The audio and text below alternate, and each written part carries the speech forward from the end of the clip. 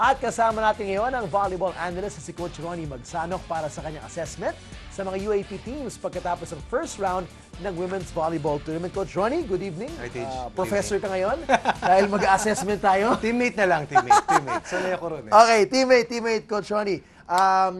Very exciting first round. Ang daming nangyaring surprises here and there na I guess which I think makes it more fun for everybody to watch. Pero pasadahan natin lahat ng 8 teams and let's get your initial impressions of what you've seen from them in the first round. Naka 7 games ng lahat.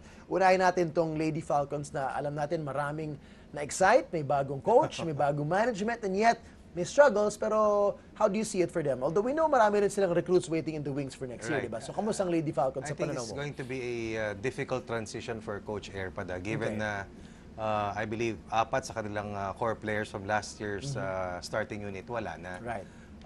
Mabigat yung kawalan ni Fem Mnas being the playmaker. Okay naman yung dating ni Cham si Kaole, pero iba yung kartada na dala nitong si Fem Mnas. Right. And I believe that it's a team that is lacking in height, lacking in game experience. Kumbaga ngayon pa lang sila nasasanay sa western style na dala ni Coach Erpada. At bagamat nandiyan si Gemma Galanza para mamuno para sa kanila, I think it will be a long season for them to be able to get to where they want to go at this year. All right.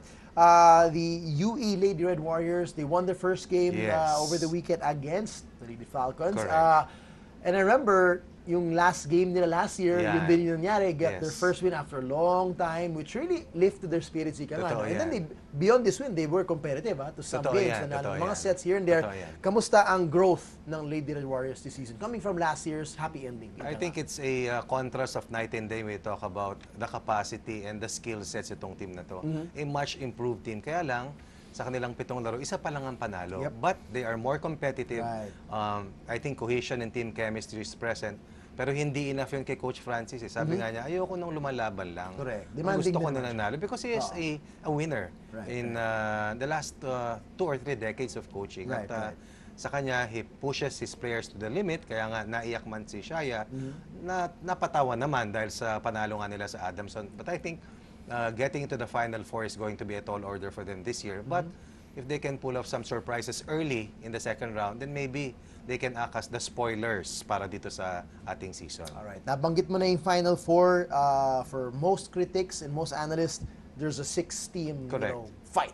Tama naman. And right now, nandun sa 6th place at 4-3, although marami naman silang tabla-tabla doon. Pero just by the way it's ranked kasi is UST muna, nasa pang-anim, although technically they're all tied at 4-3 for basically 3rd place, di ba? 3rd to 6th place, how wild is that? But how do you see USC this year? Kamusta yung kanilang aspirations para sa Final Four? Naniniwala ako that this could be the year that they can make it to the Final Four. There's only one remnant from the last Final Four team para dito sa UST, and that is Pamela Lastimosa.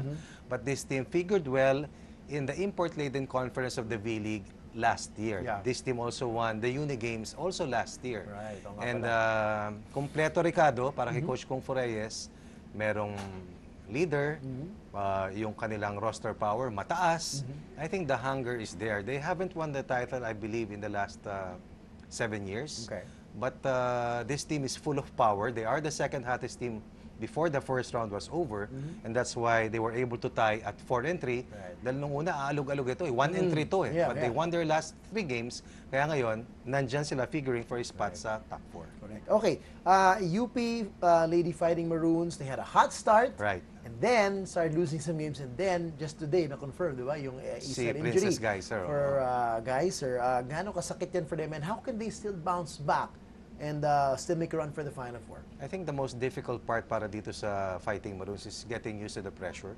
Winning 4 straight, I think elevated the expectations of all the people, especially the UP community. And I think this is the first time that these young ladies are in the spotlight. With regards to the breakthrough that they had last year, given na yun. Ngayon, they want more. Ito totoo na They want more. 13 years ago was the last time they made it to the semifinals. But the last title for UP, I think, happened in 1982. Marami nagsasabi, pati yung mga players ng 1982, na ito na yung panahon ng Fighting Maroons. Nakikita nila itong lineup. Nararamdaman. Feel na nila. Oo, panahon na ng UP. Pero you have to understand that several roadblocks can happen. Injuries, and many other things during the course of the journey. And right now, May ilang teams tinamaan na ng injuries. May ilang teams magkakaproblema along the way. Some teams will implode eventually. But kung may kakayahan ng UP na makabalik, meron. May veterano sila. May Bersola, may Nicole Chamson. And for as long as Coach Jerry is at the helm, directing them to where they want to go, then I think they have a fair chance of still making it to the top 4. And remember, all of these teams that are log jumped at 4-3, they're just 1 win away from second place. Yun ang mabigat eh. Itong team na to, tinalo ito. Itong team na to, tinalo ito. Yun na nga eh. So, ang nakaligtas lang talaga is Ateneo dahil isa lamang yung nakatisod sa kanila. 6-1 sila. Okay. Going up the list, another team that started 4-3, itong NU. Yes. Would you say that they shouldn't just be a Jaja Santiago team just to rely on the MVP candidate, and they have to really grow more as a team? I think that's the plan for Coach Roger. They were able to get to where they wanted to go by winning the V-League title last year with pretty much the same lineup. This season, the main challenge for this team is that they went with an 11-man roster, the shortest and leanest of all the lineups na ipinasok sa UAP. Question is, there were some rumors na nasaktan si Jas Nabor, their best playmaker, and then si Jaja meron ding iniinda.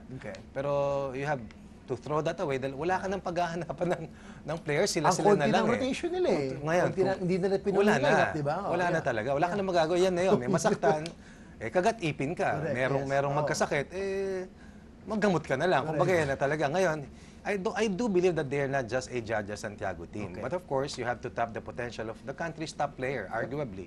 At I think Jasmine Nabor will have a lot to do about where they would go.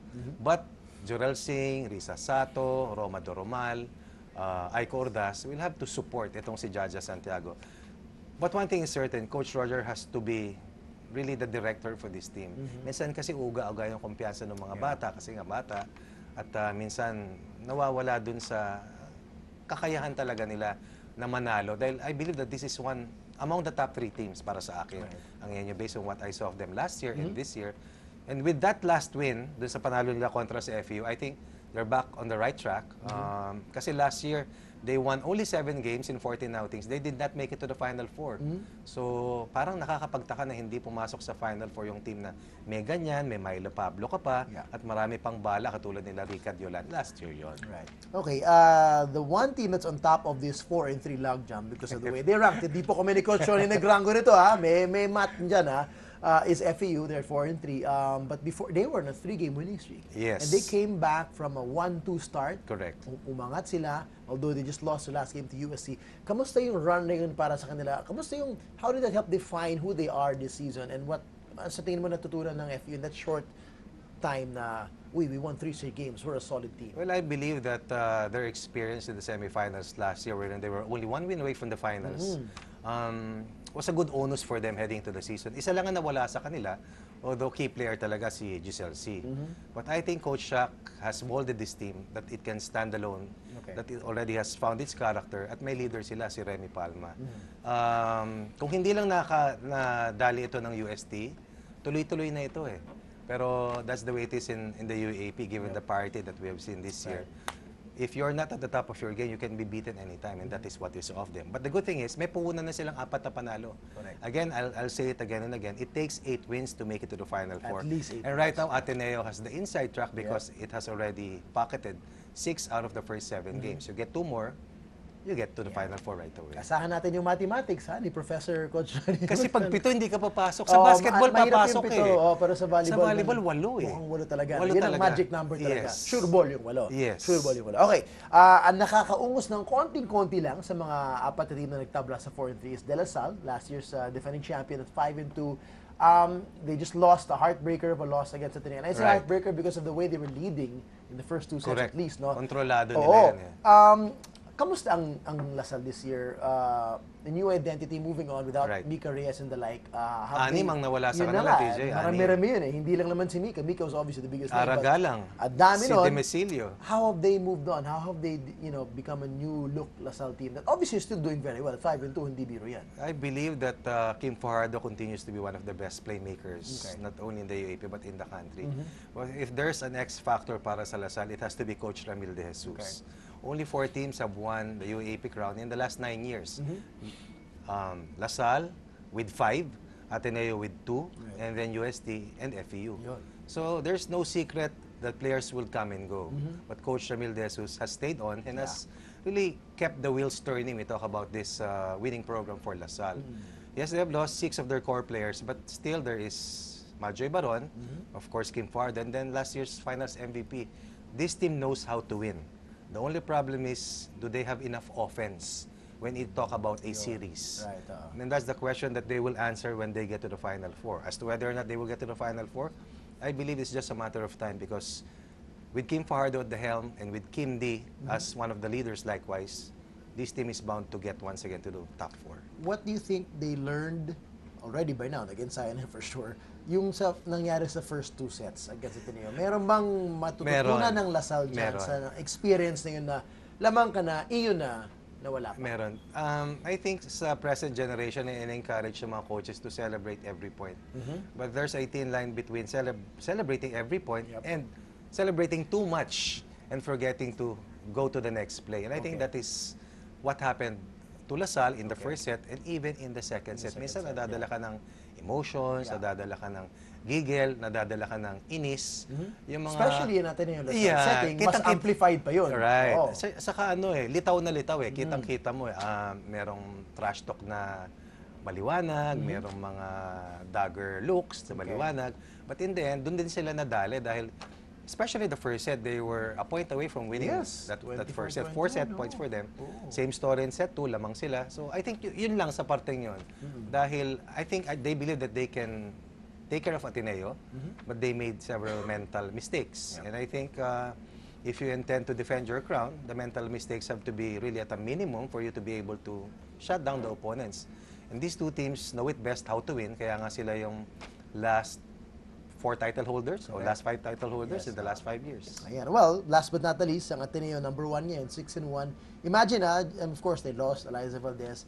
To begin the season, may drama pa yan on the sidelines, diba? Na last season na raw ni Coach Tai and the management staff and everything, all that put together, and yet they've been able to find a way to rack up these wins. 6-1 sila, and a big, confidence boosting win, would you say? Of course. The way, not just beating LaSalle, but the way they found a way to come back each and every set. Totoo yan. We talked about UST as the second hottest team with 3 straight wins. Ateneo has won 5 straight after being beaten by NU. Oo nga pala, no? I think the biggest question for Ateneo was what would happen without Eliza. They lost Eliza Valdez, wala na rin si Amy Ahumiro, wala na rin si May Tajima. But people have to remember that Ana Gupico has come back, Mitch Morente is around, and Kat Tolentino is playing likewise, together with Madi Madayag. And with Gia Morado and Joanna Maragino still in the court, together with Kim Hikeliana, napakalakas nung balik ng Ateneo. I think their offensive arsenal stops right now. And if there's an X factor likewise, or difference maker for Ateneo, katulad ni Coach Ramil, it has to be Coach Tai Bundit. I don't understand what he's saying along the sidelines, but make no mistake about he is doing something right. Sasabihin lang niya happy. Diba? Heart strong. But when you look at the players of Ateneo, the way they perform and the way they're built, alam mo that he trains them well. Not only physically, but the mental aspect of things. So, yung transition kasi ng Ateneo happened after the UAAP last year. They joined the V-League, they performed well, and based from what I saw of them last year, alam ko talaga contender. I just didn't know that Mitch Morente was going to be a monster of an offensive weapon this year. I haven't seen her score 25 points dating back to last year. And I think she was at her best together with Kat Tolentino versus LaSalle. At pag hawak mo ang dalawa sa playmakers na pinakamahuhusay, Kim Fajardo for LaSalle and Gia Morado for Ateneo, lagi kang may laban eh. And I think Gia Morado will be the one to lead Ateneo once again, if ever, to the mountaintop. Alright, well, all the more, maglalaway po tayong lahat para sa napaka-exciting round 2. Oh my goodness. Imagine mo, 4 na team nagtatabla-tabla sa third place. Isang buwan lang to teach, parang sprint to. Kaya nga eh, konting, just 1 or 2 crucial losses are out, 1 or 2 big wins. Mahirap, angat ka na naman. So, Coach Ronnie, teammate, thank you, maraming salamat, good seeing you. Bulletproof. See you again. Bulletproof. Hi guys, keep watching The Score for the latest sports updates and don't forget to subscribe to the ABS-CBN Sports in Action YouTube channel.